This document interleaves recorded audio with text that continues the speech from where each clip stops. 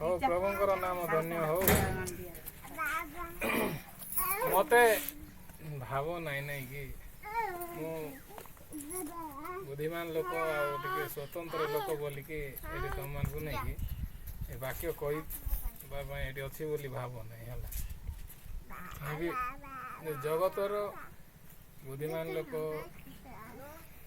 ज्ञानी लोक मान को प्रभु पसंद करू ना नहीं करूँ किंतु एमती बाइबल रे भी एमती लिखा है जगतर ज्ञानी लोक मान को बुद्धिमान लोक मान को नहीं कि लज्जित करबा पाई प्रभु नहीं कि नीच जिनस जाक बाछ है नीच बोले जगत रे जो मान को पसंद करबे नहीं सेंती लोक मान को प्रभु बाछ तुम जानी थी जीसु फिल्म देखी कि जीशुंकर शिष्य मान जीशु बाछला लोक मैंने किए भी नहीं एमती जगत बड़ बड़ लोक मैंने से माने किए माछ धरवा लोक मैंने नले किए खराब लोक मैंने जो माने जगत रे टिके नामी दामी नहीं आ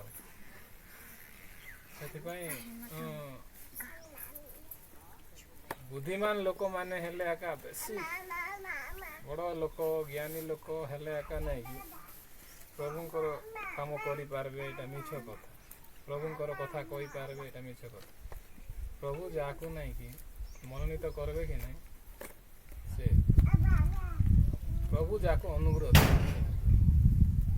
से एका करियो मूर्ख लोक बोली कि एका बाइबल धरी को बाइबल नहीं कि मनीषर ज्ञान नहीं तो ये प्रभुंकर ज्ञान जी भी नहीं कि कही पार जान ले कोई कि नहीं प्रभुंकर शिष्य माने प्रचार कले बोली से प्रचार आका बाइबल रे से माने कोन नहीं कि ज्ञानी लोक माने थिले कि से माने ज्ञानी लोक माने पाठ ही पढ़ी नथिले बोधे आउ नीच लोक माने किंतु प्रभु से मान को व्यवहार कले आउ को शिखाइले कि नहीं आ पठाइले से माने से काम कले से माने जोड़ा शुणी थिले सेटा लोक माने कौन बोल कहते बड़ बड़ लोक मान राजा माने बड़ बड़ ज्ञानी लोक मान कहते ये कथा कहवाटा बंद कर बोले से माने कौन कहे जानी आमे तमर कथा शुणबू ना ईश्वर कथा शुणबू आमे जोड़ा शुणीचु आ जोड़ा जानीचु न कहीकि रही पार बुझल तो से कहते आम जोड़ा जानलु शुणलु से कहबू कही है कि मु भी ये ना कि मोर कथा कही आई कि मुझे जानी बाइबल रे जोड़ा नहीं कि लिखाई नहीं कि सेटा कही कौन आमर कि ना प्रभुंकर बाइबल रे प्रभु कहला जिनस आका लिखाई जस्ट नहीं कि मुझे कहीदे मुझे शुणला जिनस आका कहीदे तुम शुणी थी जानी थी मुझे भावुची तुमको नहीं कि नुआ टिके लागब है मु भी मत नुआ लगला से तुमको कह गोटे वाक्य पढ़ी तापर कह पढ़ो भी एवरी पुस्तक पढ़ी पार एवरी पुस्तक नूतन नियम पटे याडे नहीं कि 10 पर्व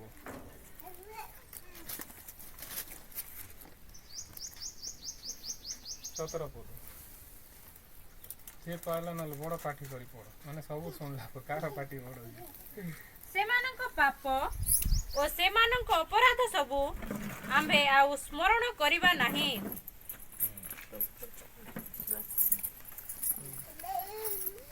धन्यवाद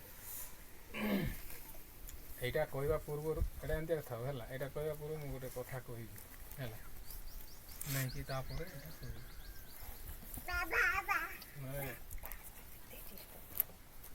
गोटे लोक थिला फेरी वाला जानी से नहीं कि जिनस जाक बुले बुले बुले बुले गाँ गहली सब इे सियाड़े पर्वत एरिया मान बिकी जा कि नहीं सी एमती बुली बुली बुली बुली जिनस बिकुवर एमती बिकु बिकु बिकु बिकु एका नहीं कि गोटे गाँ को पहुँची गला से गाँ को पहुँची गला ତାପରେ ଗାଁରେ ଲୋକମାନେ ଗୋଟେ ଗଛ ତଳେ ନେଇକି ଏମିତି ବସିଥିଲେ ଆଉ ଖେଳୁଥିଲେ ଆଉ ଆମ ଗାଁ ମାନଙ୍କୁ ଯେମିତି ତାସ ଖେଳୁନାହାନ୍ତି କି ସେଇଠି ତାସ ନାହିଁ ଯେ ଚେସ୍ ଖେଳୁଥିଲି ଚେସ୍ କଲେ ସେ ଇଏ ଯାକ ଏମିତି କରବାଟା ତ ଲୋକମାନେ ଏମିତି ଖେଳୁଥିଲା ବେଳେ ନାଇକି ସେ ମାନଙ୍କୁ ଦେଖିଲା ତାପରେ ସେମାନେ ବି ନାଇକି ତାକୁ ଦେଖିଲେ ଆଉ ତାକୁ ନାଇକି ସେମାନେ ଡାକିଲେ ଏ ବାବୁ ଟିକେ ଆସେ ଏମିତି କହିଲେ ସେଠି ବୟସ୍କ ଲୋକମାନେ ବଡ଼ ବଡ଼ ସେ ଗାଁକୁ ଯେଉଁମାନେ ନେଇକି ସ୍ଥାପିତ କରିନାହାନ୍ତି ମାନେ ଭାବିନିଅ ଆମ ପାଖା ମାନେ ସବୁ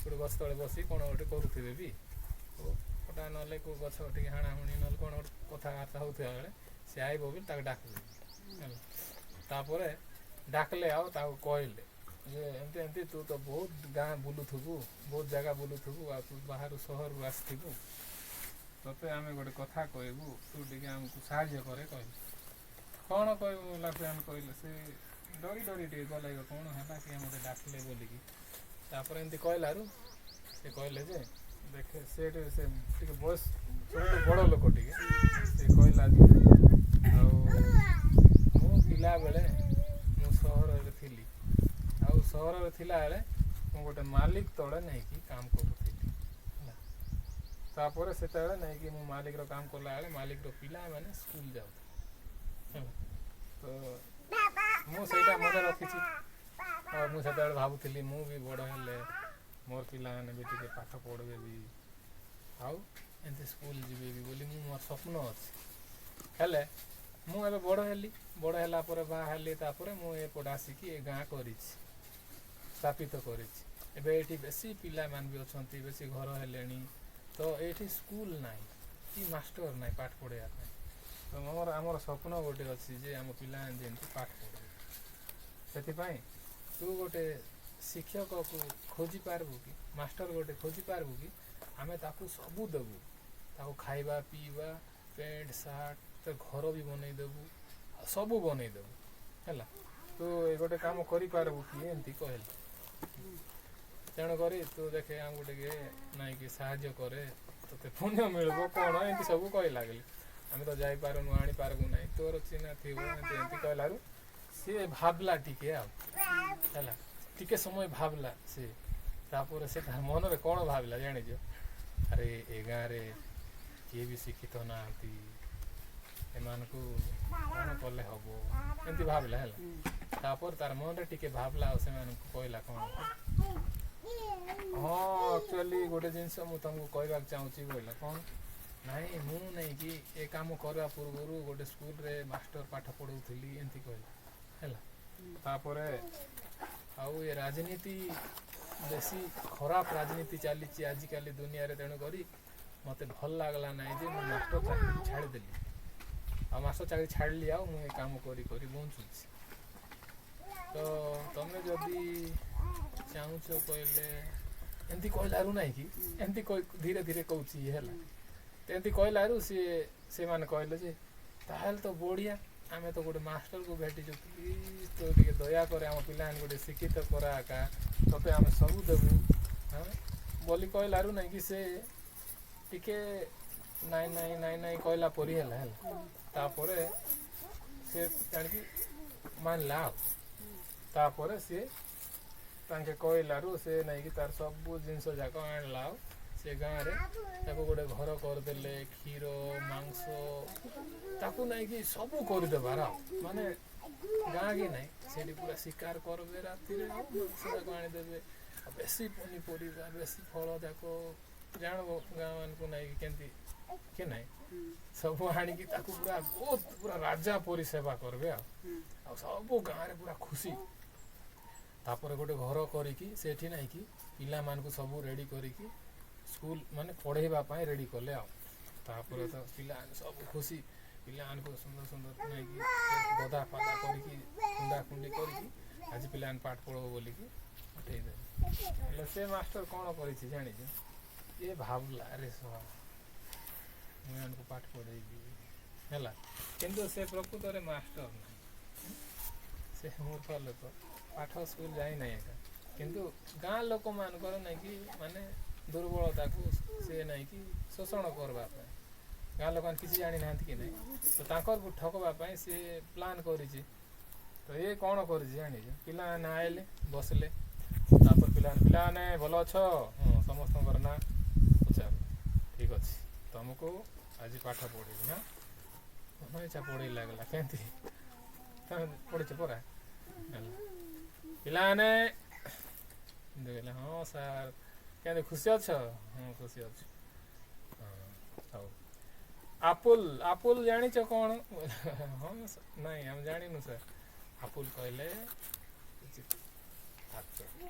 ଆପୁଲର ସ୍ପେଲିଂ ଜାଣିଛ, ନାଇଁ ସାର୍ ବ୍ଲାକ୍ ବୋର୍ଡ଼ରେ ଏମିତି ଲେଖିଦିଅ APL ଆପୁଲ, APL ଆପୁଲ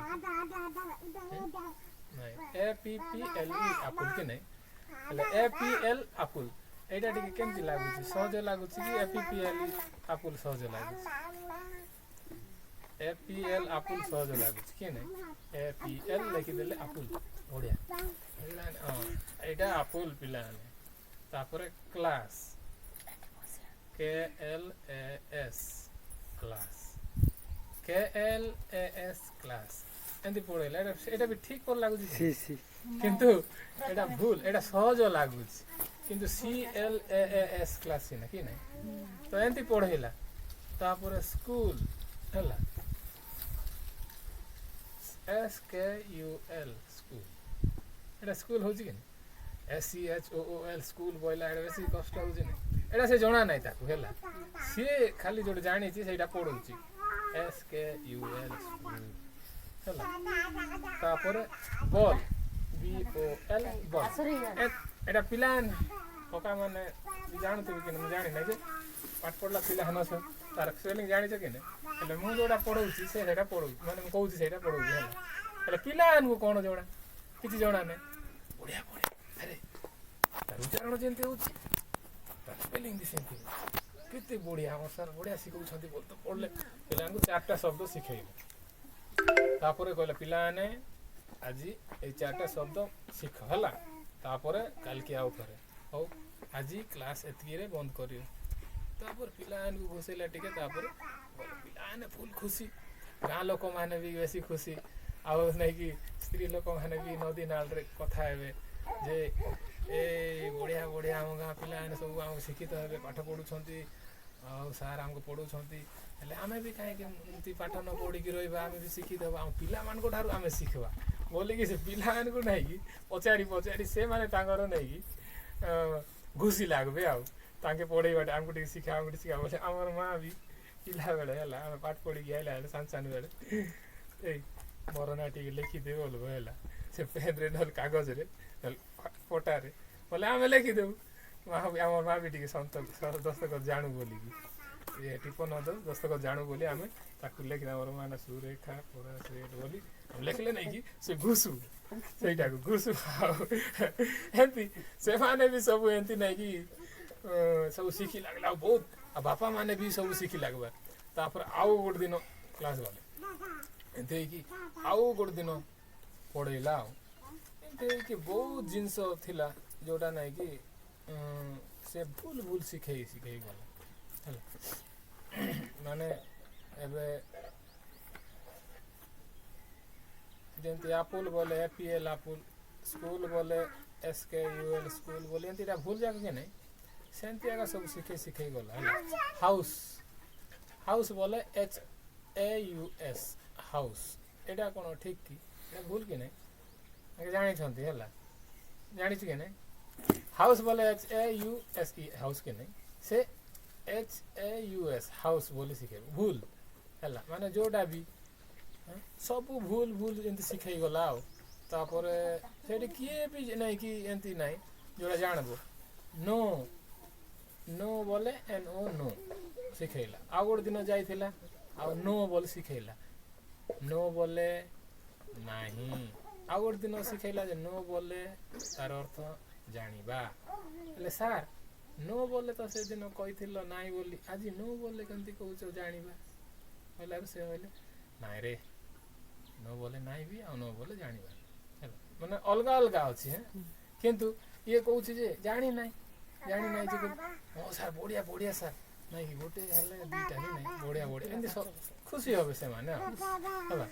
ତାପରେ ନାଇଁକି ଏମିତି ପିଲାମାନେ ଯେତେବେଳେ ନାଇଁ କି ଗୋଟେ ଶବ୍ଦକୁ ବାରମ୍ବାର ବାରମ୍ବାର ନାଇଁ କି ଇଏ କହିବା ଠାରେ ନାଇଁ କି ଭୁଲ ଧରି ଧରି ଲାଗିଲେ କି ନାଇଁ ଇଏ ଗୋଟେ ମାସ 2 ମାସ 3 ମାସ ଏମିତି ପଢ଼େଇ ଗଲା ପିଲାମାନଙ୍କୁ ହେଲେ କ'ଣ ହେଇଛି ଜାଣିଛ ଇଏ ଭାବିଲା କ'ଣ ଆରେ ମୁଁ ତ ମୂର୍ଖ ଲୋକ ଏତେ ଦିନ ହେଲାଣି ମୁଁ ପଢ଼ଉଛି ଆଉ ଭୁଲ ଜିନିଷ ଶିଖଉଛି ଏମାନେ କିଏ ଜାଣୁନାହାନ୍ତି ହଁ କହୁଛନ୍ତି ହେଲେ ପାଠ ପଢ଼ିଥିଲେ ସିନା ଅଧିକ ଜିନିଷ ସେ ଶିଖେଇ ଯିବ ଆଉ ତାଠାରୁ କିଛି ବି ନାହିଁ ମନେ ଇଚ୍ଛା ଶିଖେଇଲା ଆଉ ମୁଁ ଯଦି ଲୋଭ କରିବି ବୋଲେ ଧରା ହେଲା କି ତେଣୁକରି ମୁଁ କିଛି ଗୋଟେ କରିବା ଦରକାର ବୋଇଲେ ଆଉ କିଛି ବି ପଢ଼େଇବାକୁ ନାହିଁ ତାର ଭିତରେ ଆଉ ପଢ଼ିଥିଲେ ସିନା ତାର ଥିବ କ'ଣ ହେଲେ ତାର କିଛି ଆଉ ପଢ଼େଇବା ଜିନିଷ ନାହିଁ ଆଉ ପିଲାମାନଙ୍କ ଭିତରେ ନାଇଁ କି ଇଏ ହେଉଛି ମାନେ ଯୁକ୍ତି ତର୍କ ବି ହେଉଛି ସାର୍ ସେତେବେଳେ ଆପଣ ଏମିତି କହିଥିଲେ ବି କହିଲେ କ'ଣ କହିଥିଲେ ସାର୍ ବି କହିଥିଲେ ଏବେ BEE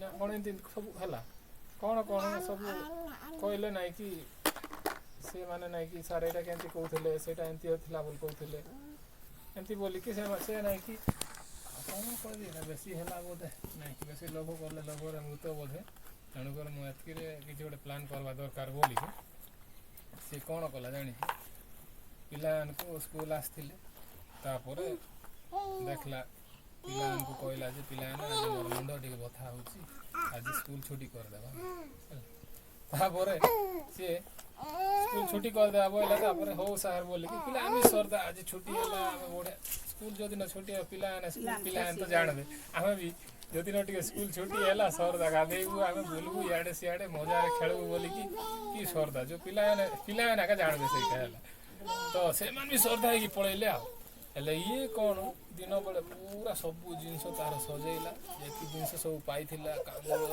ବିରି କୋଳଥ ମାଣ୍ଡିଆ ଏଇଟା ଯାକ ଆଉ ମାଂସ ଯାକ ତ ଶୁଖେଇ ବି ରଖିଥିବ ସେ କାହିଁକି ହଁ କି ନାଇଁ ଇଆଡ଼େ ସିଆଡ଼ୁ ସବୁ ଆଣୁଥିଲେ କ୍ଷୀର ତ ଗଧେଇ ଦେଉଥିଲେ ଆଉ ତାକୁ କେତେ ସବୁ ଟଙ୍କା ପଇସା ସବୁ ଦେଉଥିଲେ ସେ ସବୁ ମଜାରେ ବେଡ୍ ଫେଡ୍ କରିଦେଇଥିଲେ ସବୁ ସୁବିଧା କରିଥିଲେ ହେଲା ଗୋଟେ ରାଜା ପିଲା ପରି ତାକୁ ସେବା କରୁଥିଲେ କେତେ ଦିନ ଏଇ ହୃଷ୍ଟପୁଷ୍ଟ ହେଇକି ପୁରା ସୁନ୍ଦର ହେଇକି ପୁରା ହିରୋ ପରି ହେଲାଣି ତାପରେ ଭାବିଲା ବେଶୀ ଲୋଭ କଲେ ମୁଁ ତ ସବୁ ଜିନିଷ ସଜେଇଲା ତାପରେ ରାତି ସମସ୍ତେ ଶୋଇଲା ବେଳେ ଧୀରେ ପଳା ହେଲା ତାପରେ ସକାଳ ହେଲେ ପିଲାମାନେ ସବୁ ଗାଧା ପାଧା ହେଇକି ସ୍କୁଲ ଆଇବେ ଆଉ ସ୍କୁଲ ଆଇଲେ ସାର୍ ସ୍କୁଲରେ ନାହାନ୍ତି ତାପରେ ସାର୍ ଘରକୁ ଗଲେ ବେଳେ ସାର୍ ଘରେ ବି କିଏ ନାହାନ୍ତି ବେଡ୍ ହେନ୍ତି କିଏ ଅଛି ତାପରେ କୁଆଡ଼େ ଗଲେ ସାର୍ ବୋଲିକି ଖୋଜି ଦେଖୁଛନ୍ତି ଏପଟେ ବାଥରୁମ୍ ସେପଟେ ଇଆଡ଼େ ସିଆଡ଼େ କୁଆଡ଼େ ଗାଧେଇ ଯାଇଥିବି କୁଆଡ଼େ ବି ନାହିଁ ଆଉ ଜଗି ଦେଖୁଛନ୍ତି ଟାଇମ୍ ବି ହେଲାଣି ତାପରେ ବାପା ମାଆକୁ ଜଣେଇଲେ ଆଉ ସାର୍ ନାହାନ୍ତି କୁଆଡ଼େ ଗଲେ ବୋଇଲାରୁ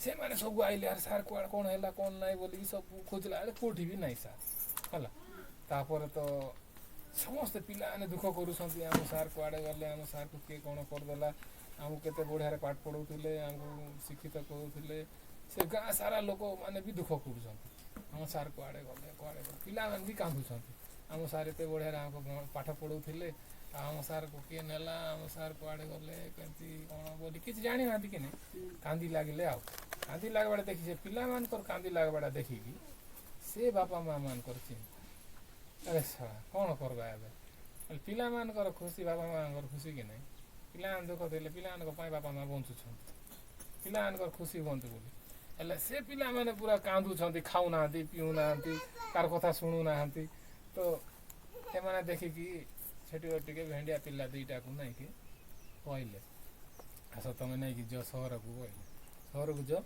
ଆଉ ଗୋଟେ ନାଇଁକି ନୂଆ ଶିକ୍ଷକ ଗୋଟେକୁ ଆଣବ ବୋଲି ତାପରେ ସେମାନେ ଦେଖିକି ତାଙ୍କର କଥା ଶୁଣିକି ପିଲାମାନଙ୍କୁ ବୁଝେଇକି ଗୋଟେ ଦୁଇଟା ପିଲାକୁ ପଠେଇଦେଲେ ସହରକୁ ଆଉ ସେମାନେ ଗଲେ ତାପରେ ତାକୁ ଧରିକି ଆଇଲେ କେତେ ଦିନ ପରେ ନୂଆ ଲୋକ ଜଣେ ବୁଝାବୁଝି କରିକି ଯେତେବେଳେ ରାସ୍ତାରେ ଆସୁଥିଲେ ସେତେବେଳେ ରାଇଜ କଥା ମାନେ ଏମିତି ଶିକ୍ଷକ ଥିଲା ସେ ଆସିକି ବେଶୀ ବଢ଼ିଆରେ ଆମ ଗାଁକୁ ପାଠ ପଢ଼ଉଥିଲା ଆମ ଗାଁରେ ପୁରା ନୂଆ ପରିବେଶ ଗୋଟେ ହେଲା ସମସ୍ତେ ଖୁସି ମାନେ କେତେ ବଢ଼ିଆ କେତେ ଖୁସିରେ ଆମେ ବଞ୍ଚୁଥିଲୁ ଆମ ପିଲାମାନେ ବି ବହୁତ ଖୁସି ହେଉଥିଲେ ପାଠ ପଢ଼ି କିନ୍ତୁ ସେ ସାର୍ କ'ଣ ଗୋଟେ ହେଇଗଲା କ'ଣ ଯେ କୁଆଡ଼େ ଗଲେ ନା କ'ଣ ଆମ ପିଲାମାନେ ବହୁତ ଦୁଃଖ କରୁଛନ୍ତି ସେ ମାଷ୍ଟର ଏତେ ସୁନ୍ଦର ମାଷ୍ଟର ଏତେ ବଢ଼ିଆ କଥା ମାନେ କହୁଥିଲା ଏତେ କାହାଣୀ କହୁଥିଲା ଏତେ ପାଠ ପଢ଼ଉଥିଲା ସବୁ ପିଲାମାନେ ବେଶୀ ଶ୍ରଦ୍ଧା ହେଉଥିଲେ କିଛି ବି ନାହିଁ ଖୁସିରେ ସବୁ ଏମିତି ଚାଲିଥିଲା ବୋଲି କହି ଯେତେବେଳେ ଆସୁଛନ୍ତି କି ନାହିଁ ସେତେବେଳେ ସେ ମାଷ୍ଟର କ'ଣ ଭାବୁଥିବ? ସେ ମାଷ୍ଟର କ'ଣ ଭାବୁଥିବ? ସେ ମାଷ୍ଟର ଭାବୁଥିଲା ଏକା ସେ ଭାବୁଥିଲା ଆରେ ଶଳା ଏତେ ସୁନ୍ଦର ମାଷ୍ଟର ଗୋଟେ ଥିଲା, ମୁଁ ସେ ମାଷ୍ଟର ପରି ପଢ଼େଇ ପାରିବି ତ? ମୁଁ ଯଦି ତାଙ୍କର ପରି ପଢ଼େଇ ପାରିବି ନାହିଁ କହିଲେ ତାର ପରି କହିଲେ ମୁଁ ହଇରାଣ ହେବି ବୋଲିକି ଆସିକି ସେ ଭାବି ଭାବି ଭାବି ଭାବି ଆସୁଛି ମୁଣ୍ଡରେ। ହଉ ଯାହା ବି ହଉ, ଯଦି ଭଲରେ ପଢ଼େଇ ପାରିବି ନାହିଁ କହିଲେ ପଢ଼େଇବି ଆଉ କ'ଣ, ଡାକି ତ ଆସିଛନ୍ତି ଯାଇକି ଟିକେ ପଢ଼େଇ ଦେଖିବି, ଏମିତି କହିକି ସେ ଗଲା। ତାପରେ ଠିକ୍ ଅଛି, ରାତି ସରିଲା, ଶୋଇଲେ, ଖାଇଲେ, ପିଇଲେ। ତାପରେ ସକାଳ ହେଲା ଟାଇମ୍, ପିଲାମାନେ ଆଇଲେ ସ୍କୁଲକୁ, ସେ ବି ଗଲା ସ୍କୁଲ। ତାପରେ ସେ ଭାବିଲା ଏତେ ଭଲ ପଢ଼େଇଛନ୍ତି ସେ ମାଷ୍ଟର, କ'ଣ କ'ଣ ଜାଣିଛନ୍ତି ପିଲାଙ୍କୁ ଟିକେ ପଚାରିବି ବୋଇଲେ। ତାପରେ ତ ପିଲାମାନଙ୍କୁ ପଚାରିଲା, ପିଲାମାନେ କ'ଣ କ'ଣ ଶିଖିଛ ଟିକେ କୁହ ତ, ତମ ପୂର୍ବତନ ସାର୍ କ'ଣ କ'ଣ ତମକୁ ପଢ଼େଇଛନ୍ତି ଟିକେ କୁହ କହିଲେ। ହେଲା, ମୁଁ ଏଇଟା କାହିଁକି କହୁଛି ତାର କାରଣ ଅଛି ହେଲା, ଏ କାହାଣୀ କହିବାର କାରଣ ଅଛି। ତ କ'ଣ କ'ଣ ପଢ଼େଇଛନ୍ତି କୁହ ଟିକେ କହିଲା। ଆରେ ଗୋଟେ ସବୁ ପିଲାମାନେ ହାତ ଟେକୁଛନ୍ତି, କାହିଁକି ସେ ପାଠ ସେମିତି ପଢ଼ା ହେଇଛି ସହଜ କରିକି ହେଲା, ସବୁ ଜାଣିଛନ୍ତି ଆଉ ସମସ୍ତେ ହାତ ଟେକିଲେ। ଆଉ ହାତ ଟେକିଲା, ସବୁ ଲୋକ ହାତ, ଭଲ ମାଷ୍ଟର ଏକା ହେଇଥିବ, ଏତେ ଭଲ ପଢ଼େଇଛନ୍ତି ବୋଲି ଗୋଟେ ଲୋକ ବି ନାଇଁକି ନ ଜାଣିଲା ପରି ଲାଗୁନାହାନ୍ତି, ସମସ୍ତେ ଜାଣୁଛନ୍ତି। ତାପରେ ପଚାରିଲା, ହଁ ପୁଅ ତୁ କହ। P L apple, S K U L school, HAUS house, ଏମିତି ସବୁ କହି ଲାଗୁଛନ୍ତି। ଆଉ ତାପରେ ଏମିତି ନାହିଁ, କେମିତି ପଢ଼େଇଛନ୍ତି ଆମକୁ, ଭୁଲ ପଢ଼େଇଛି ହେଲା, ମାଷ୍ଟର ଭୁଲ ଏକା ପଢ଼େଇଛି, ହେଲେ ଏମାନେ ସବୁ କହୁଛନ୍ତି। ଆଉ ତାପରେ ଇଏ ଭାବିଲା କହିବାଟା ସବୁ ଭୁଲ କହୁଛନ୍ତି, ଏମିତି ତ ନାହିଁ, ସତ ମାଷ୍ଟର ସେ, ହେଲେ ମାଷ୍ଟର ଶିଖେଇଛି ସେଇଟା ଭୁଲ ଶିଖେଇଛି, ହେଲେ ବହିରେ ଯୋଉଟା ନାହିଁ ସେଇଟା ଶିଖେଇ ଦେଇଛି କି ନାହିଁ। ତ ବହିରେ ଉଲ୍ଟା ସେ ପଢ଼େଇ ଆସିଛି, ଦେଖିଲା ଇଏ ମୁଁ କ'ଣ କରିବି। ତାପରେ ସେ କହିଲା, ପିଲାମାନେ ଠିକ୍ ଅଛି, ତମ ଯେଉଁ ଶିକ୍ଷକ ତମକୁ ପଢ଼େଇଛି ସେ ବହୁତ ଆଶ୍ଚର୍ଯ୍ୟ ଶିକ୍ଷକ, ତାକୁ ଏ ପୃଥିବୀର ଶିକ୍ଷକ ନାହିଁ, ସେ ତାକୁ ସ୍ୱର୍ଗରୁ ପଠାଇଥିଲା ବୋଧେ, ସେ ଶିକ୍ଷକ ବହୁତ ତମକୁ ପଢ଼େଇଛି, ହେଲେ ମୁଁ ସେ ଶିକ୍ଷକ ପରି ପଢ଼େଇ ପାରିବି ନାହିଁ କହିଲେ। ହେଲା, ତଥାପି ମଧ୍ୟ ମୁଁ ପଢ଼େଇବା ପାଇଁ ଆସିଛି, ତମେ ମୋ ଠାରୁ ଟିକେ ଶିଖ କହିଲା। ହେଲା, ତାପରେ ତ ସେ ଆରମ୍ଭ କଲା, ହଉ ସାର୍ ହଉ ସାର୍ ହଉ ସାର୍ ବୋଲି ସେମାନେ କହିଲେ। ହେଲା, ତାପରେ ସେ କହିଲା ଠିକ୍ ଅଛି, ବ୍ଲାକବୋର୍ଡ଼ରେ ଗଲା ଆଉ ଲେଖେ APPLE ଆପୁଲ, ଏମିତି କହିଲାରୁ ଜଣେ ପିଲା କହିଲା ସାର୍ ଭୁଲ କହିଲେ, କେମିତି ଭୁଲ? ନାଇଁ ସାର୍ APL ଆପୁଲ କହିଲା। ହେଲା, କହିଲେ କେମିତି? ନାଇଁ ଆମ ସାର୍ ଶିଖେଇଛନ୍ତି APL ଆପୁଲ, ଆପଣ କହୁଛନ୍ତି APPLE ଆପୁଲ, ହବ ନାହିଁ ସାର୍, କେମିତି? ନାଇଁ ତମ ସାର୍ ଶିଖେଇଛନ୍ତି ଠିକ୍ ଅଛି, କିନ୍ତୁ ମୁଁ ତମ ସାର୍ ପରି ନାହିଁ ନା, ମୁଁ କହିଛି କି ନା, ମୁଁ ଏମିତି ଶିଖେଇ, ତମେ ଏମିତି ବି ଶିଖ। ହେଲା, କହିଲାରୁ ସେ କହିଲେ ହଉ ସାର୍ ଏମିତି। ତାପରେ ଆଉ ଗୋଟେ SCHOOL ସ୍କୁଲ, ଏଇଟା ଟିକେ କଷ୍ଟ ହେଉଛି, ସେମାନେ ଶିଖେଇଛନ୍ତି ଭୁଲ। ଆଉ ଜଣେ ପିଲା କହିଲେ ନାଇଁ ସାର୍ ଏଇଟା ଭୁଲ, ଏଇଟା କ'ଣ ସ୍କୁଲ ଏମିତି ନାହିଁ, ସ୍କୁଲ ଏମିତି ନାହିଁ, ସ୍କୁଲ ତ ଏମିତି ସାର୍, ଏମିତି SKUL ସ୍କୁଲ, ଆପଣ ଭୁଲ ଶିଖଉଛନ୍ତି ସାର୍ ବୋଇଲାରୁ କେତେଟା ପିଲାମାନେ ହଁ ହଁ କହିଲେ, ନାଇଁ ମୁଁ ଏମିତି ଶିଖେଇବି, ତମେ ଏମିତି ଶିଖିବା ଦରକାର, ତମକୁ କଷ୍ଟ ହେଲେ ବି ଶିଖ, ଏଇଟା ଏମିତି ଏକା, ମୁଁ ଏମିତି ଜାଣିଛି, ମୁଁ ଶିଖେଇବି।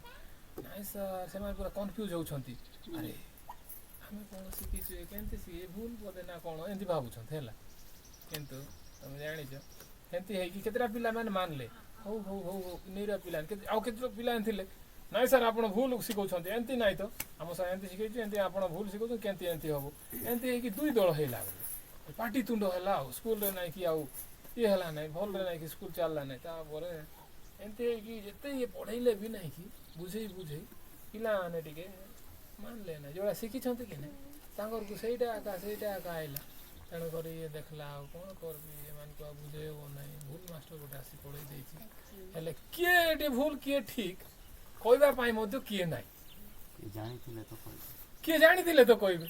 ହେଲା, ଏଠି କିଏ ଜାଣିଛନ୍ତି କି କିଏ ଭୁଲ କିଏ ଠିକ୍ ନାହିଁ, ତାହେଲେ ତ ମୁଁ ଏମାନଙ୍କୁ କେମିତି ବୁଝେଇବି, ମୁଁ ଠିକ୍ ବୋଲି ସେ ଭୁଲ ଥିଲା ବୋଲି, ଆଉ ସେ ଭୁଲ ଥିଲା ବୋଲି ଯଦି ମୁଁ କହିଦେବି ମୋତେ ଏମାନେ ରକ୍ଷା କରିବେ ନାହିଁ। ସେ ମାଷ୍ଟରକୁ ଏତେ ଭଲ ପାଇଛନ୍ତି, ସେମାନେ ଭଲ ପାଇଛନ୍ତି କି ନାହିଁ, ଆଉ ଏତେ ବଢ଼ିଆ ମାଷ୍ଟର ଏତେ ଖୁସି ହେଉଥିଲେ ସେମାନଙ୍କୁ ଭୁଲ ଭୁଲ କହିଲେ ବି ପ୍ରୋବ୍ଲେମ୍ ହେବ ସେଥିପାଇଁ ମୁଁ କ'ଣ କରିବି ଭାବିଲା ଆଉ ସମସ୍ତଙ୍କୁ ଡାକଲା ଆଉ ବଡ଼ ବଡ଼ ଲୋକମାନେ ମନେକର ପକ୍କାମାନେ ଏ ଗାଁରେ ହେଇଥିବେ ବି ସମସ୍ତଙ୍କୁ ଡାକବା ଆଉ କହିବି ପିଲାମାନେ ଗୋଟେ ଆଶ୍ଚର୍ଯ୍ୟ ଶିକ୍ଷକ ଠାରୁ ଶିଖିଛନ୍ତି ପାଠ ମୁଁ ଯାହା ବି ପଢ଼େଇଲେ ସେମାନଙ୍କ ମୁଣ୍ଡକୁ ପଶୁନାହିଁ ଆଉ ସରି ମୁଁ ଆଉ ପଢ଼େଇ ପାରିବି ନାହିଁ ମୁଁ ସେ ଶିକ୍ଷକ ପରି ନାହିଁ ଆଉ ମୁଁ ଯିବି କହିଲାରୁ କ'ଣ କରିବୁ କହିଲେ ହେଲା ତାପରେ ଛାଡ଼ ଏଇଟା କାହିଁକି କହିଲି ଜାଣିଛ ଅନେକ ଲୋକମାନେ ବି ଅଛନ୍ତି ହେଲା କି ଏ ଦୁନିଆରେ ସମସ୍ତେ ଏକା ସତ ନାହିଁ କେତେ ଲୋକମାନେ ଅଛନ୍ତି ଲୋକମାନଙ୍କର ଫାଇଦା ନେଉଛି କି ନାହିଁ ଏ ଲୋକ କାହିଁକି ସେଇଠି ମାଷ୍ଟର ହେବି କହିଲା ଜାଣିଛ ଏ ଭାଇ ମୁଁ ଏତେ ହାଲିଆ ହେଇକି ପର୍ବତ ଜଙ୍ଗଲ ଇଆଡ଼େ ସିଆଡ଼େ ବୁଲୁଛି ପେଟ ପାଇଁ ହଁ ଏଇ ଜିନିଷ ଯାକ ନେଇକି ଏଇଠି ମୁଁ ଆରାମସେ ଠିଆ ହେଇକି ବସିକି ଆରାମସେ ରାଜା ପିଲା ପରି ଖାଇକି ସବୁ ମୋତେ ଦେବି କି ନାହିଁ ଚପଲରୁ ଆରମ୍ଭ କରି ମୁଣ୍ଡର ତେଲ ଯାଏ ଆରମ୍ଭ କରି ପ୍ୟାଣ୍ଟ ସାର୍ଟ ସବୁ କ୍ଷୀର ପିଇବ ସକାଳେ ଉଠି ମାଂସ ଶିକାର କରିକି ଆଣିଦେବେ ମୁଁ ଖାଇବି ଆରାମସେ ମୁଁ ନେଇକି ଏଠି ବଞ୍ଚି ପାରିବି ମୋର ପରିବାର କି ନାହିଁ ଏମିତି ଭାବିଲା ମୋର ପରିବାରକୁ ବି ନେଇଦେବି ସବୁ ଏଠୁ ଏମାନେ ମୋତେ ପୋଷିବେ ହଁ କି ନାହିଁ ଏମିତି ଭାବିକି ନାହିଁ କି ଏମାନେ ତ କିଛି ଜାଣିନାହାନ୍ତି ଏମାନଙ୍କୁ ମୁଁ ଯେମିତି କହିଲେ ବି ଠିକ୍ ଅଛି ତ ଏଠି କିଏ ମୋତେ କହିବ ଇଏ ଭୁଲ ବୋଲିକି କିଏ ବି ନାହିଁ ଏମିତି ଭାବିକି ନାହିଁ କି ଇଏ ନିଜର ପେଟ ପୋଷିବା ପାଇଁ ନାହିଁ କି ଏମାନଙ୍କୁ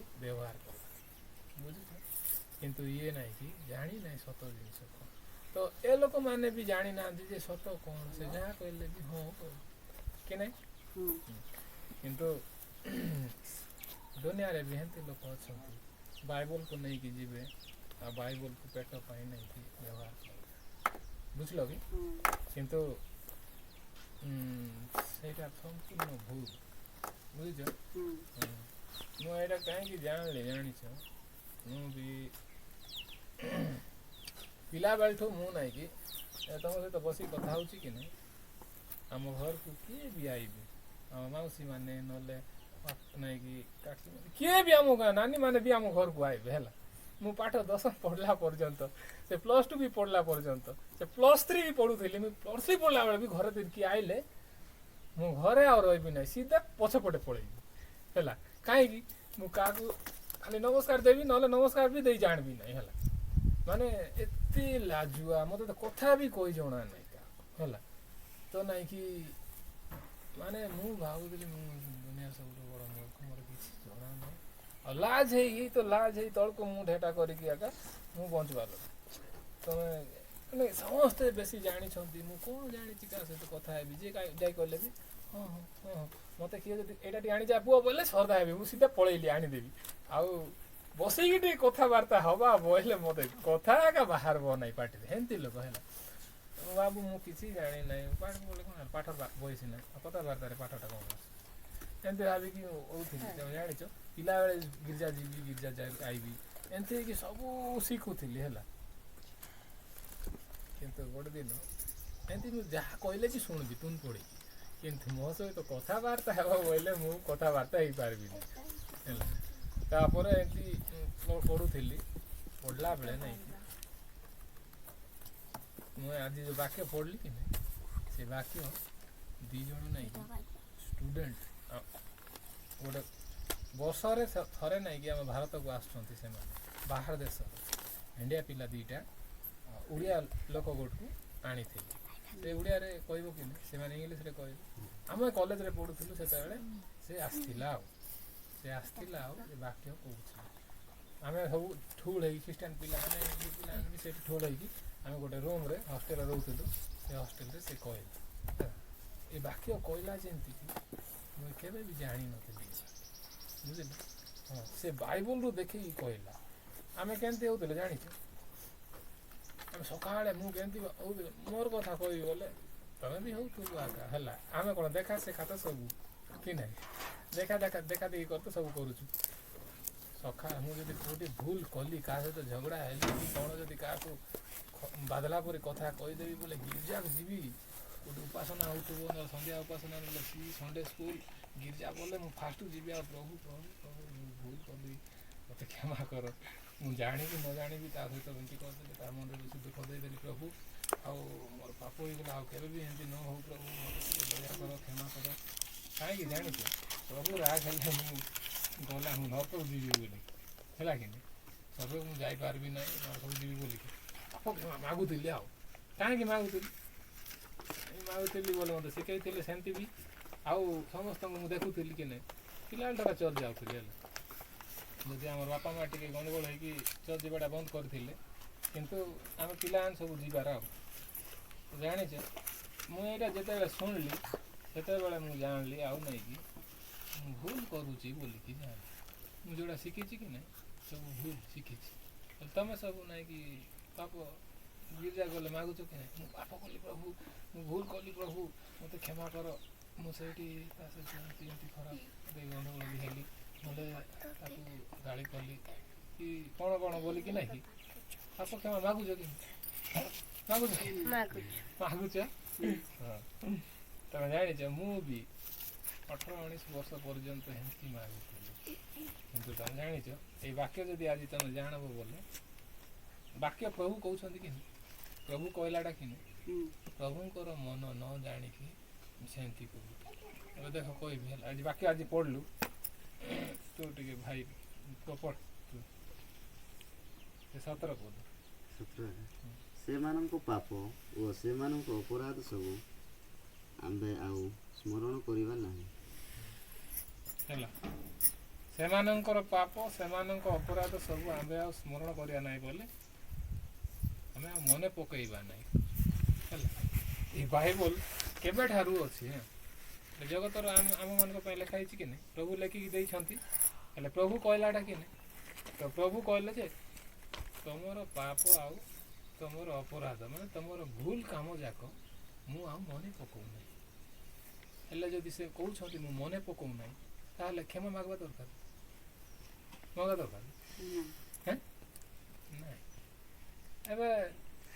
ଏବେ ଜଣେ ଯଦି ଏବେ ମନେ କରେ କକା ମୁଁ ଭୁଲ ଗୋଟେ କରିଥିଲି କକା ନାଇଁ କି ବିରୁଦ୍ଧରେ ହେଲେ କକା କହିଲା ଯେ ଠିକ୍ ଅଛି ରେ ମୁଁ କ୍ଷମା ଦେଲି ଆଉ ମୁଁ ମନେ ପକାଉନା ଆଉ ସେଇ ଜିନିଷ ମୁଁ ଥରେ ଯାଇଥିଲି ତ ସେ କହିଲା ଠିକ୍ ଅଛି ମୁଁ ତୋର ପାପ ଅପରାଧ ଆଉ ମନେ ପକାଉନା ହେଲା ତୋର ଭୁଲ କଲା ଜିନିଷ ଆଉ ମନେ ପକାଉନା ତାପରେ ଆଉ ଗୋଟେ ଦିନ ମୁଁ ଯିବି ଆଉ କହିବି ପୁଣି କକା ସେଦିନ ଏମିତି ଭୁଲ ହେଇଗଲା ମୋତେ କ୍ଷମା କରେ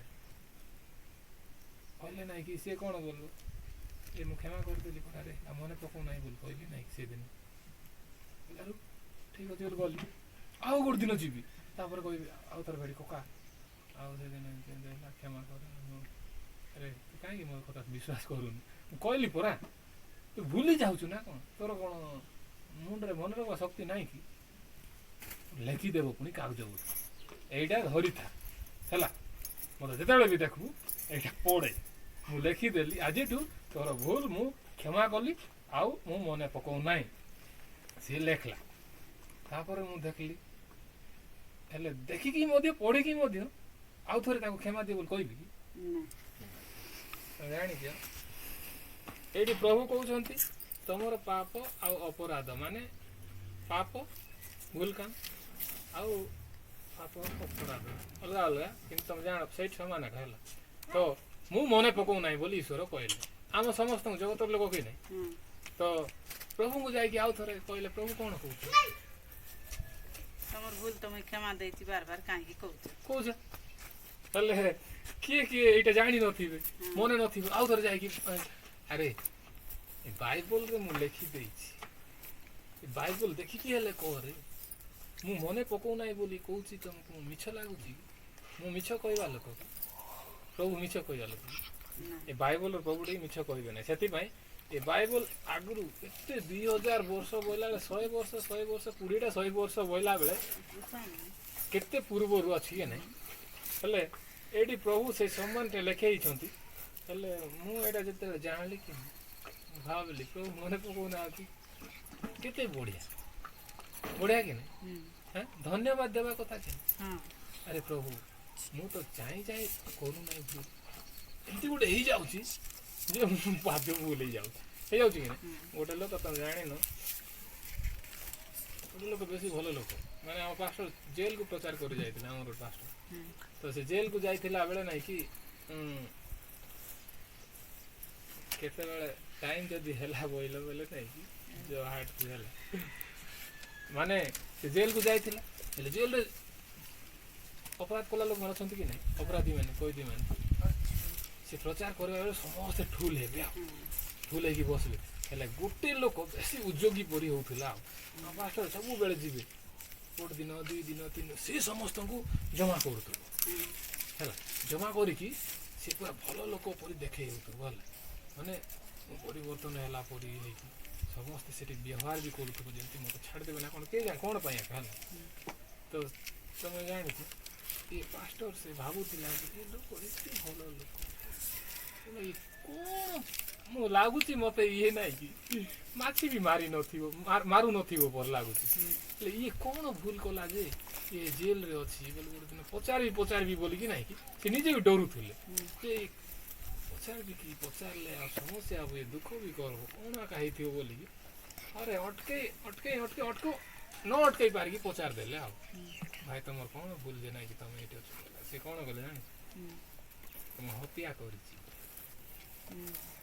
ମର୍ଡର କରିଛି କେମିତି କହିଲାରୁ ସେ କହିଲା ଥରେ ସେ ପୁଣି ନାଇଁ କି ବାହା ହେଇଥିଲା ତାର ସ୍ତ୍ରୀ କୁଆଡ଼େ ଯେ ଗୋଟେ ଯାଉଥିଲା ସେ ଜାଣୁନଥିଲେ ତାପରେ ତାକୁ ପଚାରିଲା କୁଆଡ଼େ ଯାଉଛି କହିଲାରୁ ସେ କହିଲା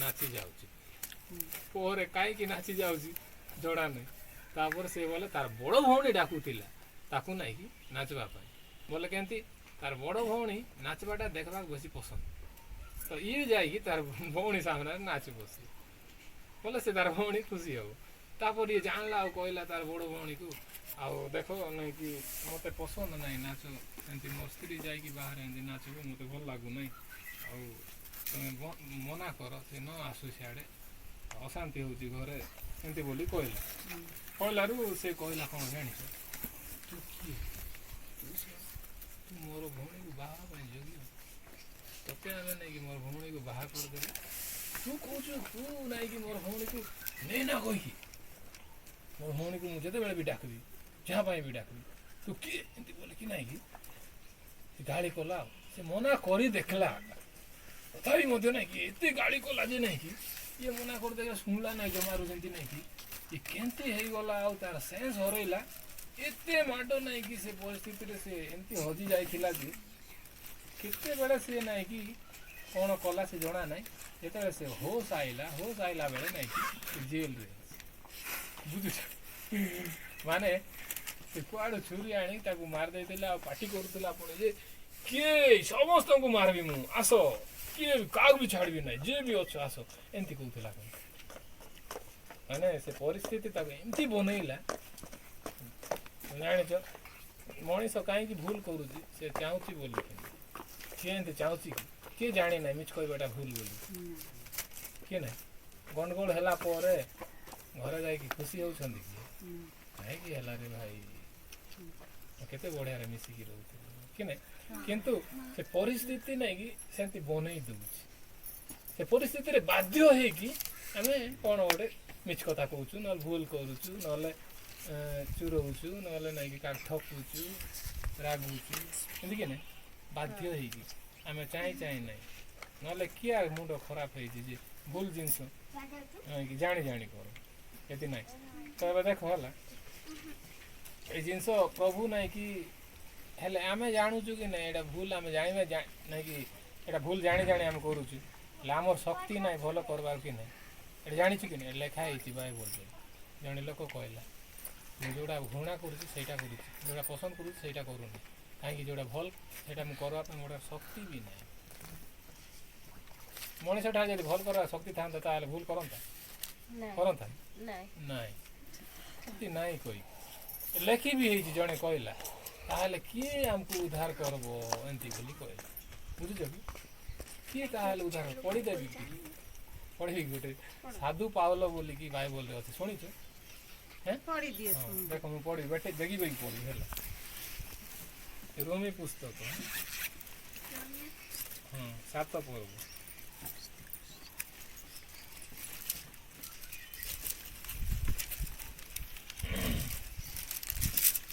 ସାତ ପର୍ବ 14 ପଦରେ ସେ ପଢ଼ବ ନା ମୁଁ ପଢ଼ିବି? ମୁଁ ପଢ଼ିବି ହେଲେ ହେଲା। ଜାଣୁ ବ୍ୟବସ୍ଥା ଯେ ଆତ୍ମିକ ଏହା ଆମେମାନେ ଜାଣୁ। ବ୍ୟବସ୍ଥା ଭଲ କି ନାହିଁ ଆମେ ଜାଣିଛୁ ବୋଲି ସେ କହୁଛି ହେଲା। ସାଧୁ ପାଉଲ ଲେଖୁଛନ୍ତି ଗୋଟେ ମଣ୍ଡଳୀର ନାଁ ରୋମି ସେ ମଣ୍ଡଳୀ ଲୋକମାନଙ୍କୁ ଲେଖୁଛନ୍ତି ହେଲା। ବ୍ୟବସ୍ଥା ବୋଲେ 10 ଆଜ୍ଞା ଜାଣିଛ କି ନାହିଁ? ଭଲ କର ନାହିଁ, ଏ ଭଲ କର, ଖରାପ କର ନାହିଁ, ଏମିତି ମିଛ କୁହ ନାହିଁ, ଏମିତି ଜିନିଷ ଯାକ ଅଛି ନାହିଁ କି ସେଇଟା। କିନ୍ତୁ ମୁଁ ଶାରୀରିକ ଆଉ ପାପର କୀଟଦାସ। ପାପ ବୋଲେ ଶୈତାନ, ଶୈତାନ ମୋତେ କିଣିକି ଦାସ କରିଛି ବୋଲି। ବ୍ୟବସ୍ଥା ଭଲ କିନ୍ତୁ ମୁଁ ଶାରୀରିକ ପାପର କୀଟଦାସ, ମୁଁ ଆତ୍ମିକ ନାହିଁ କହୁଛି ତାର ହେଲା। ମୁଁ ଭଲ ନାହିଁ ତାର ଅର୍ଥ କହୁଛି ସିଏ। ତାପରେ କହିଲା କାରଣ କାହିଁକି ଜାଣିଛ? କାହିଁକି ନା ମୁଁ ଯାହା କରେ ତାହା ଜାଣେ ନାହିଁ। ମୁଁ ଯେଉଁଟା କରୁଛି ସେଇଟା ମୁଁ ଜାଣୁନାହିଁ। କାହିଁକି? ତେଣୁ ମୁଁ ଯାହା ଇଚ୍ଛା କରେ ତାହା କରେ ନାହିଁ। ଯେଉଁଟା ମୁଁ ଇଚ୍ଛା କରୁଛି ସେଇଟା କରେ ନାହିଁ ହେଲା, କରୁନାହିଁ। ବରଂ ଯାହା ମୁଁ ଘୃଣା କରେ ତାହା ହିଁ କରେ। ମୁଁ ଯେଉଁଟା ଘୃଣା କରୁଛି ସେଇଟା, ମୁଁ ଯେଉଁଟା ପସନ୍ଦ କରୁନାହିଁ ସେଇଟା ଏକା କରୁଛି, ଏମିତି ସେ ନିଜେ କହୁଛି ହେଲା। ତାପରେ ଗଲେ କିନ୍ତୁ ଯାହା ମୁଁ ଇଚ୍ଛା କରେ ନାହିଁ ତାହା ଯଦି କରେ ତେବେ ବ୍ୟବସ୍ଥା ଉତ୍ତମ, ଏହା ମୁଁ ସ୍ୱୀକାର କରେ। ବୁଝୁଛ? ବ୍ୟବସ୍ଥା ଭଲ କ'ଣ? ଯେଉଁଟା ମୁଁ ଚାହୁଁନାହିଁ ସେଇଟା ଯଦି କରୁଛି ତାହେଲେ ବ୍ୟବସ୍ଥା ଭଲ କ'ଣ ଏଇଟା ମୁଁ ମାନୁଛି, ହଁ କହୁଛି ଏମିତି। ତାପରେ ଆଉ କ'ଣ କଲି ଜାଣିଛୁ? ଏଣେ ମୁଁ ଆଉ ତାହା କରୁନାହିଁ, ମୋ ଠାରେ ବାସ କରୁଥିବା ପାପ କରେ। ସେ ଆଉ କ'ଣ କରେ ଜାଣିଛୁ? ଏଇଟା ମୁଁ କରୁନାହିଁ, ମୋ ଠାରେ ବାସ କରୁଛି ଗୋଟେ ପାପ, ସେ କରୁଛି। ପାପ ବୋଲେ ଶୈତାନ। ସେ କ'ଣ ବୋଲି ସ୍ୱୀକାର କଲେ ଜାଣିଛୁ? ଶୈତାନ ମୋ ଠାରେ ବାସ କରୁଛି ଆଉ ସେ ଶୈତାନ କରୁଛି। ବୁଝିଲ କି? ତାପରେ କାରଣ ମୋ ଠାରେ ଅର୍ଥାତ୍ ମୋ ଶରୀର ଯେ କୌଣସି ଉତ୍ତମ ବିଷୟ ବାସ କରେ ନାହିଁ ଏହା ମୁଁ ଜାଣେ। ମୋ ଠାରେ କିଛି ବି ଭଲ ଜିନିଷ ବାସ କରୁନାହିଁ ଏଇଟା ମୁଁ ଜାଣେ। ମୁଁ ଇଚ୍ଛା କରିପାରୁଛି କିନ୍ତୁ ଯାହା ଉତ୍ତମ ତାହା କରିବା ନିମନ୍ତେ ମୋର ସାମର୍ଥ୍ୟ ନାହିଁ। କାହିଁକି ନା ମୁଁ ଇଚ୍ଛା ଖାଲି କରିପାରୁଛି କିନ୍ତୁ ଯେଉଁ ଭଲ ଜିନିଷ ନାହିଁ କି କରିବା ପାଇଁ ମୋର ଶକ୍ତି ନାହିଁ। ବୁଝିଲ କି? ଯେଉଁ ଉତ୍ତମ କର୍ମ କରିବାକୁ ମୁଁ ଇଚ୍ଛା କରେ ତାହା କରେ ନାହିଁ, କିନ୍ତୁ ଯେଉଁ ମନ୍ଦ କର୍ମ କରିବାକୁ ମୁଁ ଇଚ୍ଛା କରେ ନାହିଁ ତାହା ହିଁ କରେ। ଆଉ ଯାହା ମୁଁ ଇଚ୍ଛା କରେ ନାହିଁ ତାହା ଯଦି କରେ ମୁଁ ନିଜେ ଆଉ ତାହା କରୁନାହିଁ କିନ୍ତୁ ମୋ ଠାରେ ବାସ କରୁଥିବା ପାପ କରୁଛି ବୋଲି କହ। ବୁଝିଲ କି? ମଣିଷ ଶରୀରରେ ଶୈତାନ ଅଛି। ବୁଝିଲ କି? ଶୈତାନ ସେ କରୁଛି ବୋଲିକି ଇଏ କହିଲା, ହେଲେ ଇଏ ଭୁଲ କହିବା ଲୋକ କି ନାଇଁ, ଇଏ ସାଧୁ ଲୋକ ବୋଲି ଲେଖା ହେଇଛି କି ନାଇଁ ବାଇବଲ? ସାଧୁ ଲୋକ ଠିକ କଥା ଏକା ଲେଖିଛି ହେଲା, ସାଧୁ ପାଉଲ ଇଏ। ତେଣୁକରି ମଣିଷ ଜଗତର ସବୁ ଲୋକ ଭିତରେ ନାହିଁ କି ଗୋଟେ ଦିନ ଶୈତାନ ପଶି ଯାଇଛି। ବୁଝିଲ କି ନାଇଁ? କେବେ ପଶିଥିବ ଜାଣିଛ? କେବେ ପଶିଥିବ?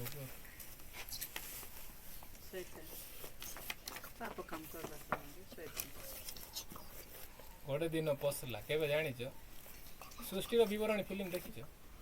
ଆଦମ ହବା ଫଳ, ହଁ ସେତେବେଳେ ଜାଣିଛ ଆଦମ ହବା ଯେତେବେଳେ ନାହିଁ କି ଫଳ ପ୍ରଭୁ ବନେଇଲେ, ହଁ ଏଦନ ଉଦ୍ୟାନରେ ପ୍ରଭୁ ରଖିଥିଲେ ଆଉ ଗୋଟେ ଫଳ ଖାଅ ନାହିଁ ବୋଲି କହିଲେ, ଯେଦିନ ଖାଇବ ସେଦିନ ନିହାତି ମରବ ବୋଲି କହିଲେ। ତେଣୁ ଜାଣିଛୁ ସେତେବେଳେ ସେମାନେ ନାହିଁ କି ଏମିତି ଡ୍ରେସ୍ ଫ୍ରେସ୍ ପିନ୍ଧିକି ରହୁନଥିଲେ। ସେତେବେଳେ ସେମାନେ ପୁରା ପବିତ୍ର ଥିଲେ ହେଲା, ଏଦନ ଉଦ୍ୟାନରେ ଥିଲେ। କିନ୍ତୁ ଏମାନେ ଫଳ ଖାଇଲା ଦିନଠୁ ନେଇକି ପ୍ରଭୁଙ୍କର ଆତ୍ମା ପଳେଇଲା, ଏମାନେ ଭିତରେ ଶୈତାନ ପଶିଲା। ସେଥିପାଇଁ ସେମାନେ ନାଇଁ କି ଏଦନରୁ ଘୋଡ଼ା ଗଲେ, ତାପରେ ସେମାନେ ନିଜେ ନିଜେ ସବୁ ଲାଜ ହେଇକି ଡ୍ରେସ୍ ପିନ୍ଧିବାଟା ଆରମ୍ଭ କଲେ, ନିଜେ ଖାଇବା ପାଇଁ ଚିନ୍ତା କଲେ, ନିଜେ ସବୁ। ଆଉ ପ୍ରଭୁ ତାଙ୍କ ସହିତ ଆଉ ରହିଲା ନାହିଁ। ବୁଝିଲ କି? ତାଙ୍କ ଭିତରେ ସେ ମାରା ପିଟା ମିଛ ଠକ ଏଇଟା ଖରାପ ସବୁ ଜିନିଷ ଏବେ ଆରମ୍ଭ ହେଲା। ଭିତରେ ଶୈତାନ ପଶିଲା କି ନାହିଁ? ସେଥିପାଇଁ ଇଏ କହିଲା ହେଲା ମୁଁ ଏଇଟା କରୁନାହିଁ, ଏଇଟା କିଏ କରୁଛି? ଶୈତାନ କରୁଛି କହିଲା। ହେଲେ ଶୁଣ ହେଲା, ହେଲେ ଏଇଟା ପ୍ରଭୁ ଜାଣିଛନ୍ତି କି ନାହିଁ ଶୈତାନ କରୁଛି ବୋଲି? ଜାଣିଛନ୍ତି କି ନାହିଁ? ହଁ, ଶୈତାନ ଯଦି କରୁଛି ବୋଲି ଜାଣିଲେ ତାହେଲେ ସେ ଶୈତାନଙ୍କ କାମ ପାଇଁ ଆମକୁ ଦଣ୍ଡ ଦେବେ କି? ଏବେ ଦେଖ ପିଲାମାନେ ମନେକର ନାହିଁ କି ବାପା ମା ଥିବେ, ପିଲାମାନେ ଭୁଲ କଲେ ହେଲେ ବାପା ମା ଜାଣେ ପୁଣି ଏଇଟା ମୋର ପିଲାର ଭୁଲ ନାହିଁ, ୟାକୁ ଆଉ ଜଣେ ଲୋକ କରେଇଲା, ତାହେଲେ ବାପା ପିଲାକୁ ଦୋଷ କରିବେ ନାଇଁ, ଯିଏ କରେଇଲା ତା କରେଇଲା କି ସେ ଜାଣିବେ ଯେ ମୋର ପିଲା ତ ଏମିତି ନାହିଁ, କେମିତି ଏମିତି କଲା, ଏଇଟା ଅସମ୍ଭବ, ମୋର ପିଲା ଏମିତି କେବେ କରିବ ନାହିଁ, ୟାକୁ ପୁରା ମୁଁ ଜାଣିଛି ମୋର ରକ୍ତ, ଆଉ ମୁଁ କେବେ ଏମିତି କରିପାରିବି ନାହିଁ, ହେଲେ ଇଏ ଏମିତି ଭୁଲ କଲା ଏଇଟା ମୁଁ ବିଶ୍ୱାସ କରିବି ନାହିଁ, କିଏ ଗୋଟେ ତ କରେଇଛି, କିଏ କିଏ ସେ ଜାଣିଲା, ସେ ଜାଣିକି ତାକୁ ଦୋଷ ଦେବ କି ନାଇଁ, ସେ ଲୋକକୁ ଦୋଷ ଦେବ କି ହେଲେ ଆମର ପ୍ରଭୁ ଜାଣିଛନ୍ତି ଏଇଟା ମନ୍ଦ କାମ କିଏ କରିବ, ସଇତାନ। ହେଲେ ଜଣେ ମଣିଷଠାରେ ଯଦି ମନ୍ଦ ହେଲା ତାହେଲେ ସିଏ କରୁନାହିଁ, କିଏ କରୁଛି, ସଇତାନ କରୁଛି। ହେଲେ ପ୍ରଭୁ ଜାଣିଲେ, ଜାଣିକି ପ୍ରଭୁଙ୍କର ପିଲାମାନେ ଆମେ କି ନାହିଁ, ହେଲେ ଆମକୁ ସେ ଦଣ୍ଡ ଦେବେ କି, ସଇତାନକୁ, ସଇତାନ ପାଇଁ କ'ଣ ରଖା ହେଇଛି, ନର୍କ, ସଇତାନ ପାଇଁ ନର୍କ ରଖା ହେଇଛି କି ନାହିଁ, ତ ଆମକୁ କ'ଣ କରାଯିବା ଦରକାର,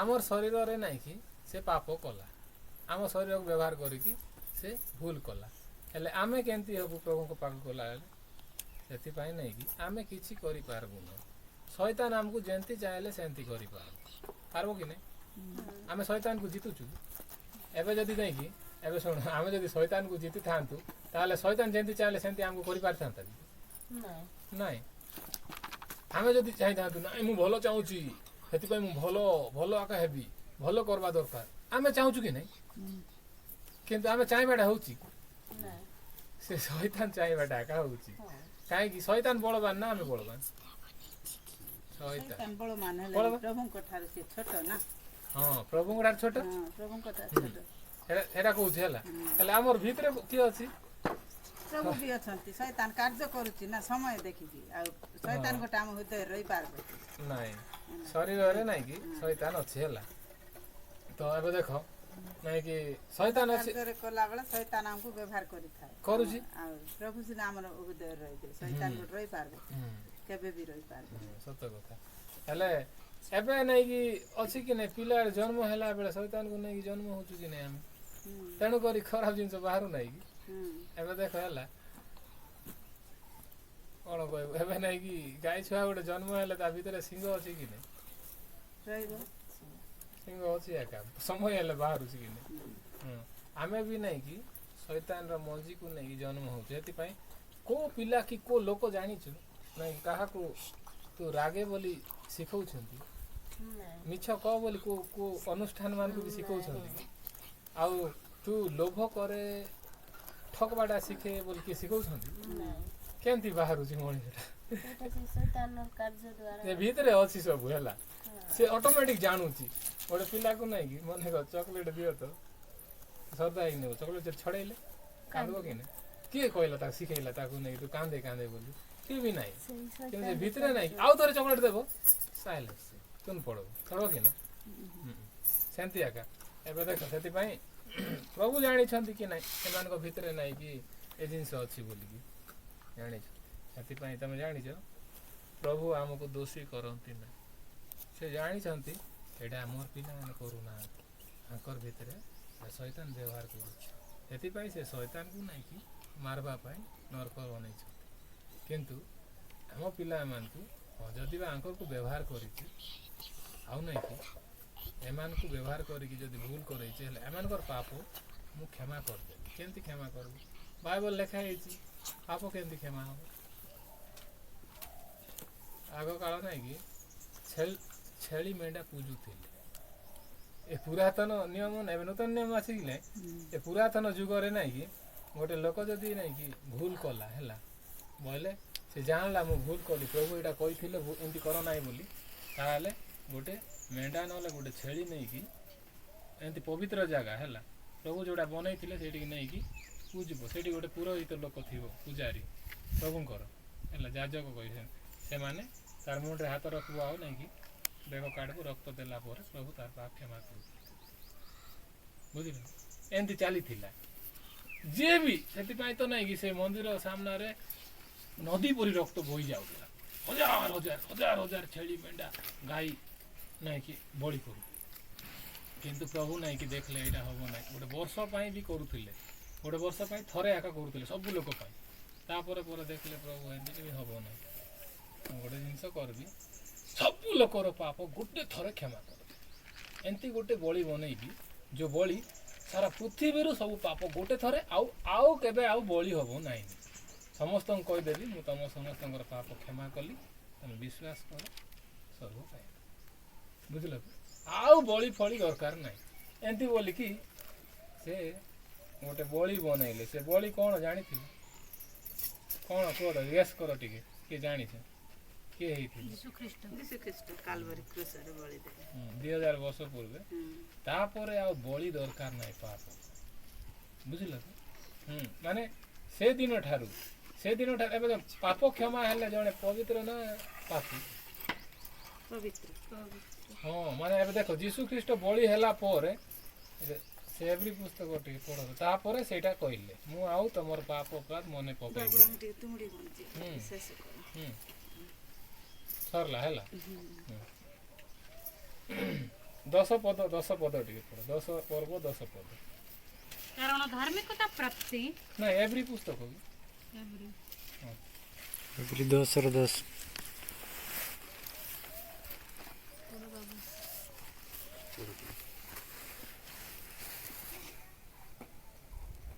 ଯୀଶୁଖ୍ରୀଷ୍ଟଙ୍କ ଶରୀର ଏକାଥରକେ ଉତ୍ସର୍ଗୀକୃତ ହେବା ଦ୍ୱାରା ସେହି ଇଚ୍ଛା ହେତୁ ଆମ୍ଭେମାନେ ପବିତ୍ରୀକୃତ ହୋଇଅଛୁ। ହେଲେ ଯୀଶୁଖ୍ରୀଷ୍ଟଙ୍କ ଶରୀର କୃଷରେ ଉତ୍ସର୍ଗ ହେଲା କି ନାହିଁ? ଯୀଶୁ ଝୁଲିଲେ କି ନାହିଁ? ହେଲେ ସେଥିପାଇଁ ବୋଲି ଆମେ କ'ଣ ହେଇଛୁ ବୋଲି ଲେଖା ହେଇଛି? ହଁ, ଆମେ ପବିତ୍ର ହେଇଛୁ କି ନାହିଁ? ହେଇଛୁ କି ନାହିଁ? ହଁ, ହେଇଛୁ ମାନେ ହେଇଛୁ ବୋଲି ଲେଖା ହେଇଛି। କ'ଣ ପାଇଁ ପବିତ୍ର ହେଇଛୁ? ଯୀଶୁଖ୍ରୀଷ୍ଟଙ୍କ ଶରୀର ଝୁଲବା ଯୋଗୁଁ ହେଲା କୃଷରେ। ହେଲେ ଆମେ ହେବା ନାହିଁ, ହେଇଛୁ ହେଲା। ତାପରେ କେତେ ଦିନ ପାଇଁ ହେଇଛୁ? 14 ପଦ ଟିକେ ପଢ଼। କାରଣ କେବଳ ଏକ ବଳିର ଉତ୍ସର୍ଗ ଦ୍ୱାରା ସେ ପବିତ୍ରୀକୃତ ହେଉଥିବା ଲୋକମାନଙ୍କୁ ଚିରକାଳ ପାଇଁ ସିଦ୍ଧ କରିଅଛନ୍ତି। ଯୀଶୁଖ୍ରୀଷ୍ଟ ଗୋଟେ ବଳି କି ନାହିଁ, ଏ ବଳି ହେବା ଯୋଗୁଁ ପବିତ୍ର ହେଲୁ ଆମେ। ତ କେତେ ଦିନ ପାଇଁ? ଚିରକାଳ ପାଇଁ ସେ ସିଦ୍ଧ କରିଛନ୍ତି ହେଲା କି? ତାପରେ ତଳକୁ ହେଲେ ସେଟା ଯେଉଁ ପଢ଼ିଲି ନାହିଁ କି? ତାପରେ ପ୍ରଭୁ କହୁଛନ୍ତି ହେଲେ ଆମେ ସବୁ ପବିତ୍ର ହେଲୁ। ତାପରେ ପ୍ରଭୁ କହୁଛନ୍ତି ସେମାନଙ୍କର ପାପ, ସେମାନଙ୍କ ଅପରାଧ ସବୁ ଆମେ ଆଉ ମନେ ପକେଇବା ନାହିଁ। ବୁଝିଲ କି? ହେଲେ ଚିରକାଳ ପାଇଁ ପ୍ରଭୁ କ୍ଷମା କଲେ କି ନାହିଁ? ପବିତ୍ର କଲେ କି ନାହିଁ? ସେ କହିଲେ ଆଉ ମନେ ପକଉ ନାହିଁ। ତାପରେ 18ରେ ଲେଖା ହେଇଛି ଯେ ଏଇ ସବୁ ମୋଚନ ହେବା ସ୍ଥଳେ, ମାନେ ଏଇଟା ସବୁ କ୍ଷମା ହେଲା ପରେ ପାପ ପାଇଁ ଆଉ ବଳି ଅନାବଶ୍ୟକ, ବଳି ଆଉ ଦରକାର ନାହିଁ। ଯୀଶୁ ମଲା ପରେ ତାପରେ ଆଉ ବଳି ନାହିଁ ହେଲା କି? ଥରେ ବଳି ହେଲା। ତେଣୁକରି ଏଇଟା ମୁଁ ଜାଣିଲି ଆଉ ବେଶୀ ଖୁସି ଲାଗିଲା। ଏଇଟା ଜାଣିନଥିଲି, ସେଥିପାଇଁ ମୁଁ ନାହିଁ କି ମୁଁ ଜଣକୁ ଗୋଟେ ଲୋକ ଗୋଟେ ଜିନିଷ ଜାଣିନାହିଁ, ତାକୁ ନାହିଁ କି କହିବା ପାଇଁ ଜାଣିଲା ଜିନିଷ ସହଜ। ଜଣେ ଲୋକ ଜାଣିଛି ବୋଲି ଭାବ, ତାକୁ କହିପାରିବ ନାହିଁ। ଏବେ ଦେଖ, ସେଥିପାଇଁ ମୁଁ ଆସିକି ନାହିଁ ଏଇଟା ଯେତେବେଳେ ଜାଣିଲି ମୁଁ ଭାବିଲି, ମୁଁ ଫୁଲମାଳି ପଢ଼ୁଥିଲା ବେଳେ ତାପରେ ଏଇଟା ତ ସବୁଠୁ ବଢ଼ିଆ ଜିନିଷ। ପ୍ରଭୁ ଆମକୁ ପବିତ୍ର କରିଛନ୍ତି, ଧାର୍ମିକ କରିଛନ୍ତି। ଆରେ ପ୍ରଭୁ କ୍ଷମା କରୁଛନ୍ତି, ଆଉ ମନେ ପକଉ ନାହିଁ କହୁଛନ୍ତି। ତ ଆମେ ସବୁବେଳେ ଏମିତି କରୁଛୁ। ଏଇଟା ଆମ ଗାଁ ଲୋକ ବି ଜାଣିନାହାନ୍ତି। ଚାଲ ସମସ୍ତଙ୍କୁ କହିବା। ହେଲେ ମୁଁ ଏବେ ଦେଖ ଆମ ଗାଁ ଲୋକ ଜାଣିନାହାନ୍ତି ବୋଲିକି ଗୋଟେ ଜିନିଷ କହିବା ପାଇଁ ସହଜ ହେବ ହେଲା କି ନାହିଁ? ଜାଣିଛନ୍ତି ଭାବିଲେ ନାହିଁ କି ମୁଁ ତାଙ୍କଠାରୁ ବେଶୀ ଜାଣିଛି ବୋଲିକି କହିପାରିବେନି। ନୂଆ ଜିନିଷ ଜାଣିଲେ ଯେ କହିଦେଲି, କହିପାରିଲି ବି। ଏବେ ତମଠାରେ ବି ନାହିଁ କି ମୁଁ ଏଇଟା କହୁଛି, ମୁଁ ଭାବୁଛି ଯେ ତମେ ଜାଣିନଥିବ କହିକି ବୋଲିକି। ଜାଣିଥିଲେ ତ ଭଲ, ବୁଝିଲ କି? ତାହେଲେ ଆଉ ନାହିଁ କି ତମେ ପବିତ୍ର କହିବ, ହଁ ଯୀଶୁ ବଳିବା ଦ୍ୱାରା ମୁଁ ପବିତ୍ର ହେଇଛି। ବଢ଼ିଆ, ଯୀଶୁ ମୋର ପାପ ଧୋଇଛନ୍ତି ହେଲା। ଯୀଶୁ କାହିଁକି ଉଠିଲେ ଜାଣିଛ? 3 ଦିନ ପରେ ଯୀଶୁ କାହିଁକି ଉଠିଲେ କୁହ ତ? 3 ଦିନ ପରେ ଯୀଶୁ ସମାଧିରୁ। ହଁ, ଏଇଟା ଆମେ ଭାବୁଛୁ କି ନାହିଁ? ଏଇଟା ବି ହବ ଭାବବାଟା, କିନ୍ତୁ ବାଇବଲରେ ଯଦି ନାହିଁ କି ଲେଖା ହେଇଥିବ ଯୀଶୁ ଏଥିପାଇଁ ଉଠିଲେ ବୋଲେ ସେଇଟା ସତ କି ନାହିଁ? ବେଶୀ ହବ କି ନାହିଁ? ମୁଁ ଗୋଟେ ବାକ୍ୟ ପଢ଼ିବି, ତାପରେ ପ୍ରାର୍ଥନା କରି ଶେଷ। ହଁ, ସେଇଟା ରୋମୀ ପୁସ୍ତକ 4 ପର୍ବ 25 ପଦ।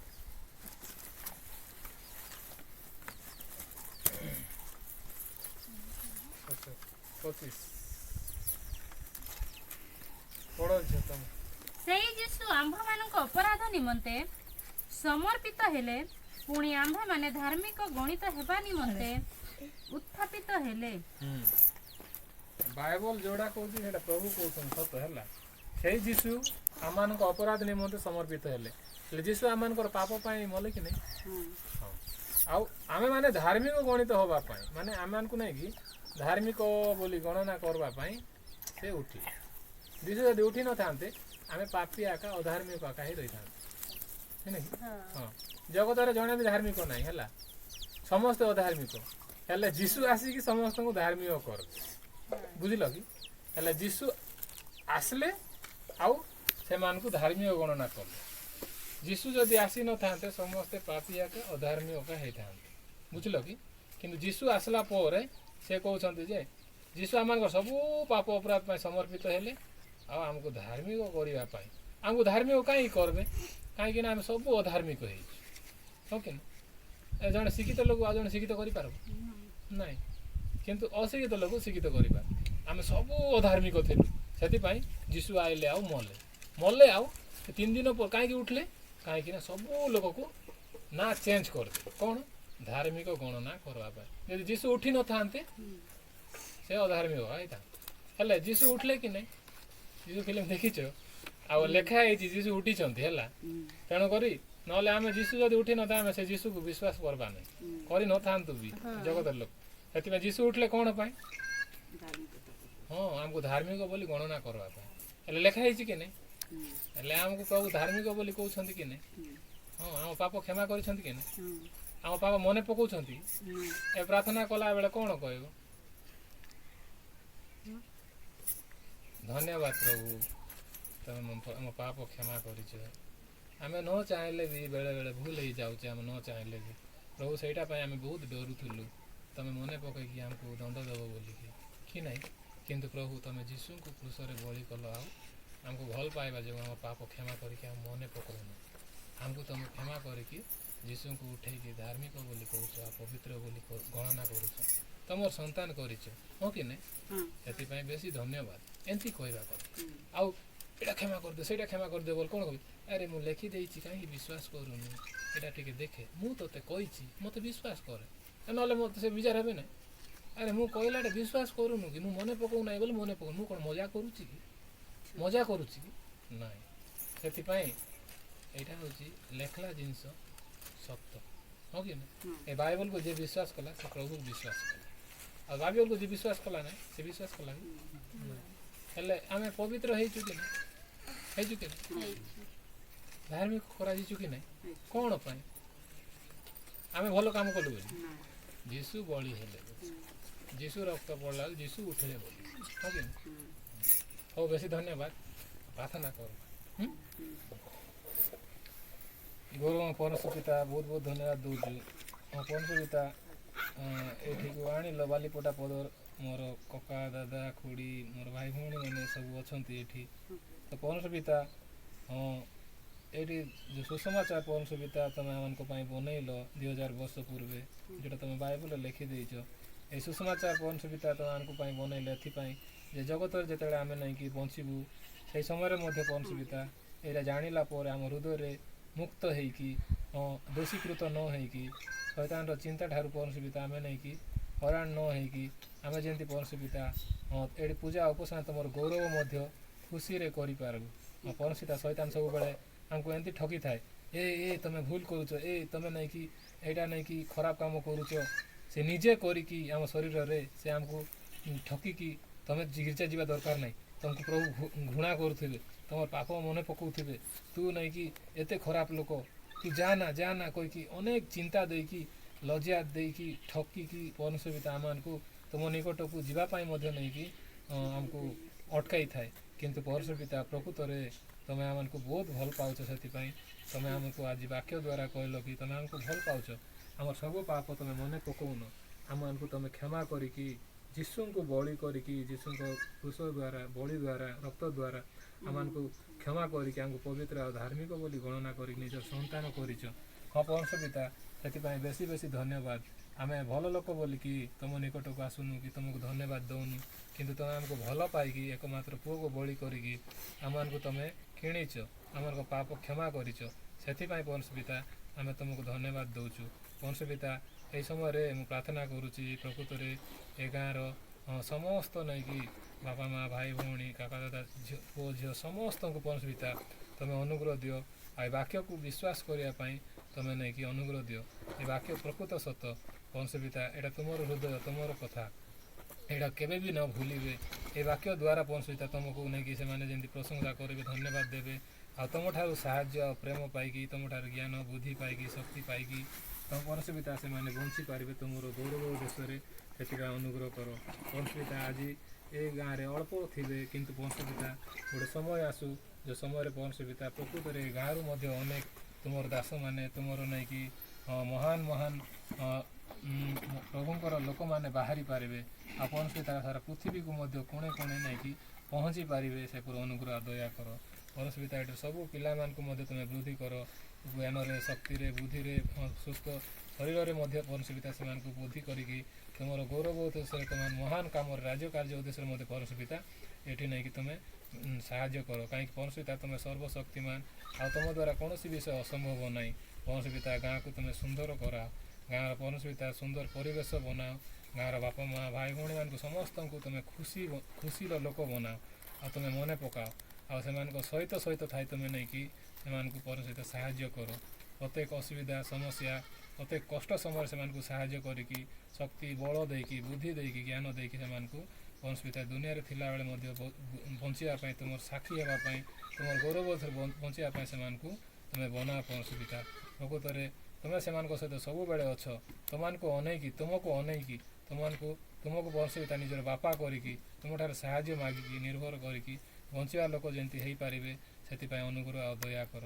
କୌଣସି ପିତା ପ୍ରକୃତରେ ବହୁତ ବହୁତ ଧନ୍ୟବାଦ ଦେଉଛୁ। ଯଦି ଆମେ ଯୋଗ୍ୟ ନାହିଁ ମୋତେ ଆଉ ବାବିଲୋନକୁ ମଧ୍ୟ ଆଣିଲ ଆଉ ତୁମର ସହିତ ସୁସମାଚାରକୁ ପରିବାରରେ ଏ ଗାଁରେ କୌଣସି ପିତା ମୋର କାକା ଦାଦା ଭାଇ ଭଉଣୀମାନଙ୍କଠାରେ କୌଣସି ପିତା ନେଇକି ବାଣ୍ଟିବା ପାଇଁ ମଧ୍ୟ ତୁମେ ଅନୁଗ୍ରହ ଦେଲ ସେଥିପାଇଁ ବହୁତ ବହୁତ ଧନ୍ୟବାଦ। ପୁଣି ଥରେ ସମସ୍ତଙ୍କୁ ତୁମ ହସ୍ତରେ ରଖିକି ଯେଉଁମାନେ ନାହାନ୍ତି ମଧ୍ୟ କୌଣସି ପିତା ଏଇ ଜାଗାରେ ସେମାନଙ୍କୁ ମଧ୍ୟ ତୁମ ତଳେ ରଖିକି ପୁଣି ଥରେ ଅନୁଗ୍ରହ ଆଉ ଆଶୀର୍ବାଦ ଭିକ୍ଷା କରିକି ପ୍ରାର୍ଥନା ଯୀଶୁଙ୍କର ମାଗୁଛି।